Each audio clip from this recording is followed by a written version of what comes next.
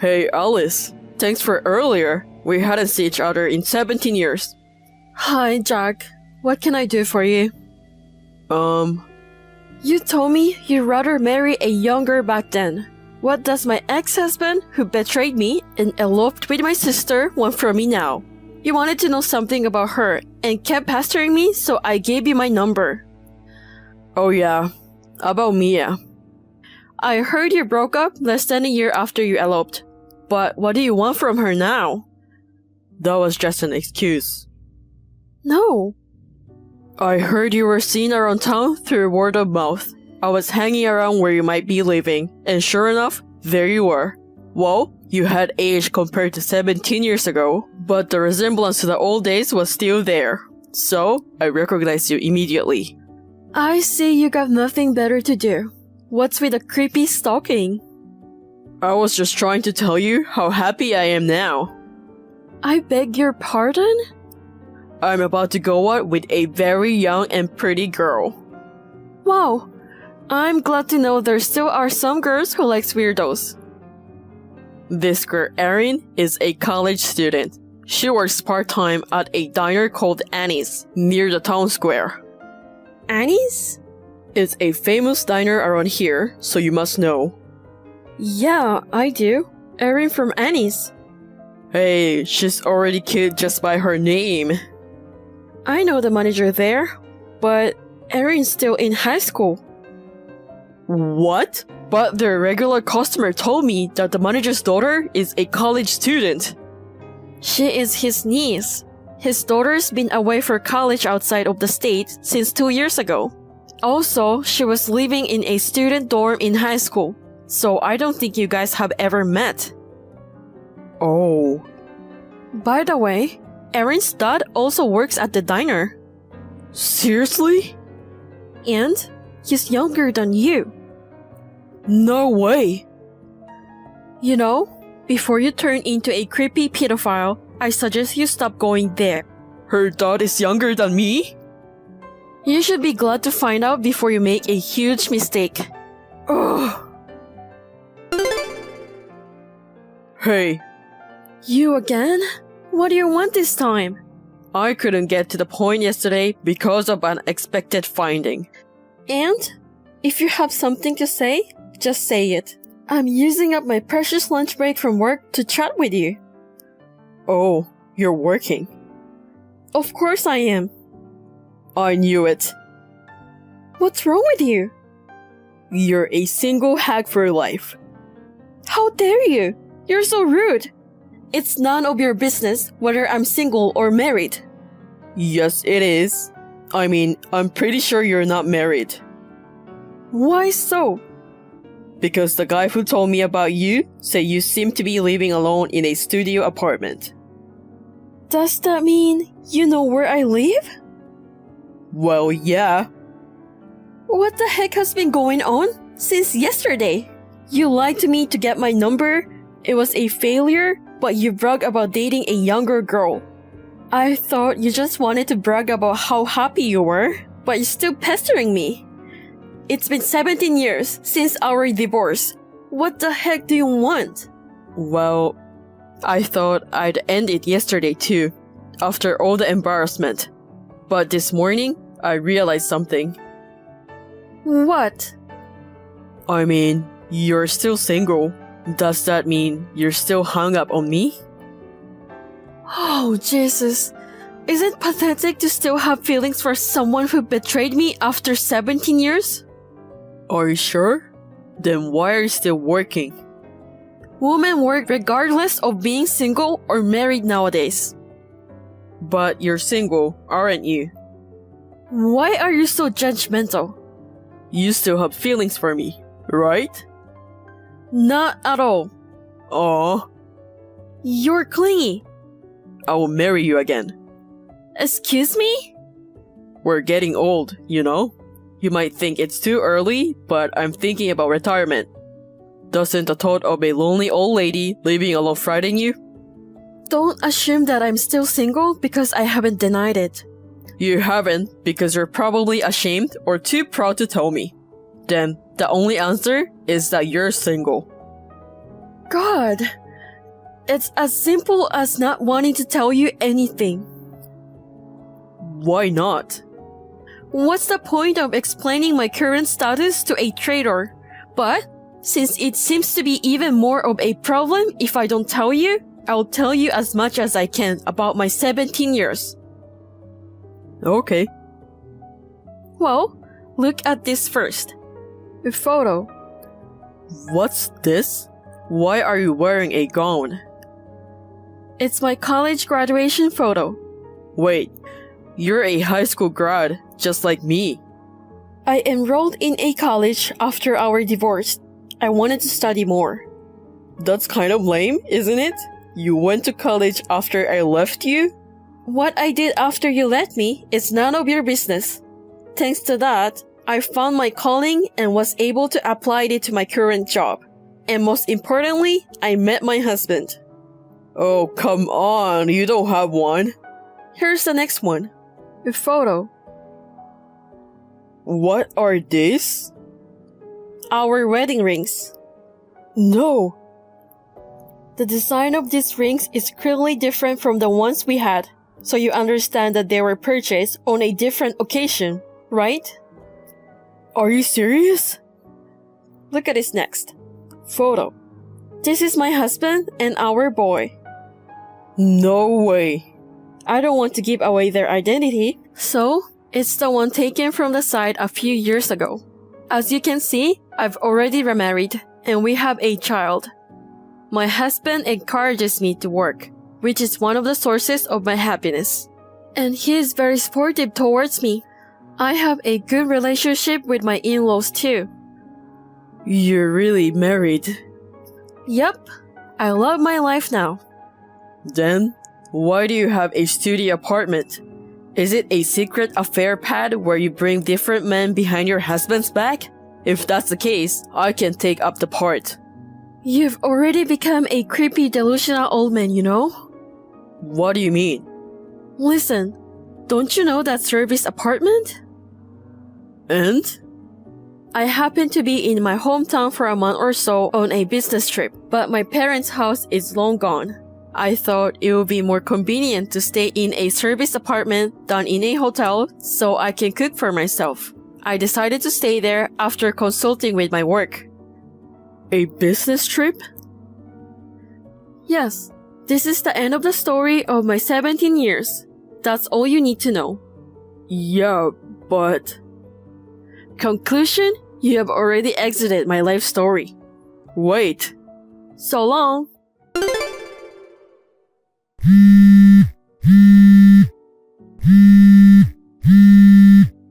Alice, come on. What? Just for the duration of your business trip, let me stay with you. What the heck? I got no place to live. Let me stay. I will please you at night in return. That's gross. My business trip ended the day before yesterday, and I'm already back home. There's no one in that room right now. Oh shoot. You said the trip was for a month. Right. The month ended 2 days ago. Oh, seriously? By the way, I heard you bothered Mia before you came to me. I contacted her to give her a heads up, and she told me you already reached out to her. You thought she was still single too. You told her that the woman you had lived with for over 10 years had left you and that you would get back together with her in exchange for her financial support.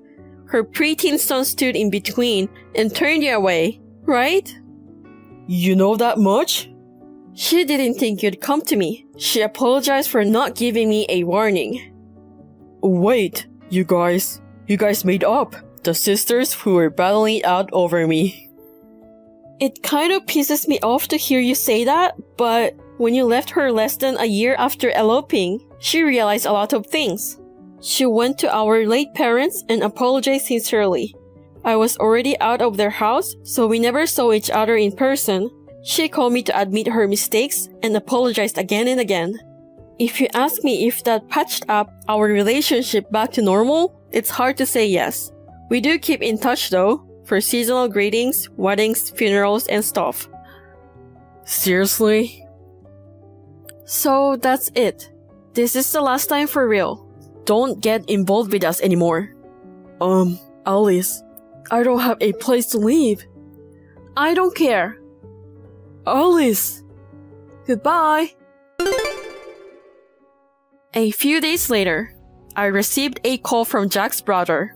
The house of Jack's late parents, which is currently in his brother's name, is far away. He sold all the belongings he had at the time he contacted me, and raised money for transportation to get back there. When he finally arrived, he was in shambles. His brother was disgusted by the creepy details told to him in tears.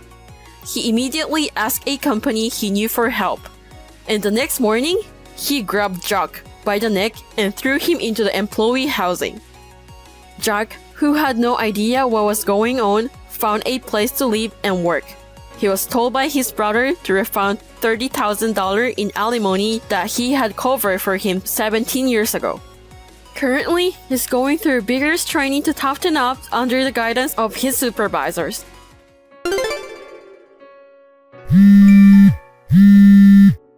What's going on, Emma?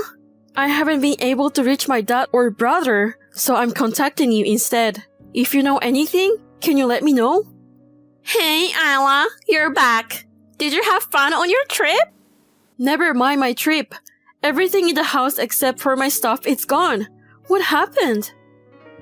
Well, it's just as you see it. We moved out while you were away.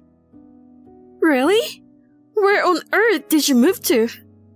I can't tell you. Why not? It's a tough heart-clenching measure to encourage your independence. Heart-clenching measure? You're almost 30. Stop relying on your family already. Get a job. Start living on your own money, okay? You better start looking for a job tomorrow and try to survive on your own.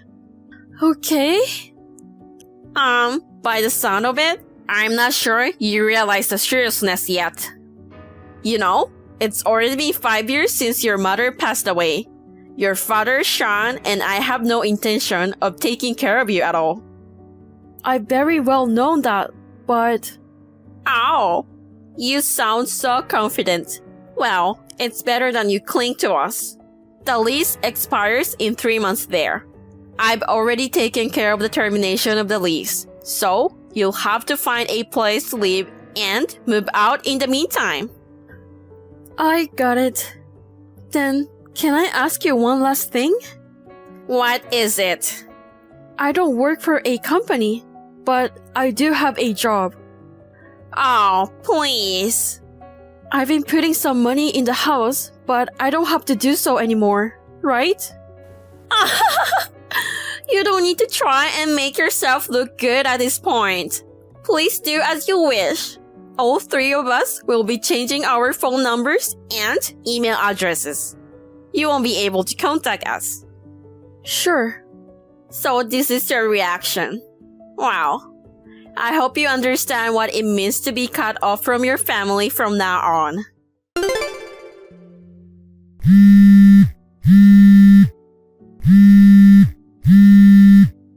Isla, it's me, Emma. Oh, it's your new number. It's been a while. Where are you now? I've moved since then, and I'm living in an apartment. Oh no, you've already moved out? Of course, a 4-bedroom house was too big for one person. By the way, the landlord's son and his wife are going to renovate the house and move in. That's not good. Why? Do you want to move back in? Your father, Sean, and I are in front of it right now. But I don't have the key anymore, and you're not here either. So, you got a job? Is that why you left? I told you I've been working all this time. But your father and Sean always complained that you didn't want to work but just stay in your room all day. That's why I suggested we take the plunge and move out. More importantly, it was a good chance to get out of the old house. Oh, I see. It was indeed an Asian house. But you know what? There's only one thing that's different now. With the money saved from paying your expenses, we rented a slightly nicer property. And yet, the balance in our savings is going down at an alarming rate, and I'm afraid we won't be able to pay the rent anymore. Something's weird. Well, of course. I've been putting money into the family savings, so you all have been able to get by. How can an unemployed person do that? I work freelance, so... Freelance? I mean, my room was my workplace. My dad, Chan, and you didn't want to believe me, but I've been making a good income. When we lived together, I was putting $2,000 a month into the family account. 2,000?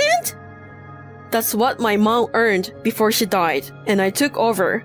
Since that money is gone, of course, the balance will decrease faster. Oh God. The account history should show you all the money I had deposited, but you didn't notice it all along. By the way, is Sean still working as a temp? Is he really going to work? Oh well, that's... I guess he thought he was better than me, so he always looked down at me. My dad spends like a madman and can't save a penny. Your move must cost you a lot too. With my brother's meager income and my dad's social security, I'm sure you'll be in red from now on. Where do you live now? I won't tell you. You've cut ties with me, haven't you?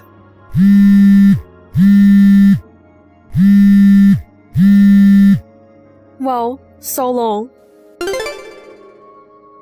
My brother and his wife thought they could afford to live comfortably on my father's retirement savings. However, my father's spending habits has always been extravagant, especially after my mother's death. More than half of her life insurance was used to pay off his debts. In such a situation, I was putting in $2,000 a month for them to make ends meet.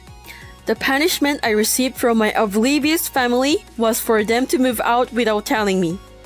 According to the relative who know the situation, my sister-in-law is constantly fighting with my father and brother, and divorce seems to be just a matter of time. I, on the other hand, took the plunge and changed both my phone number and email, which made me feel so much better.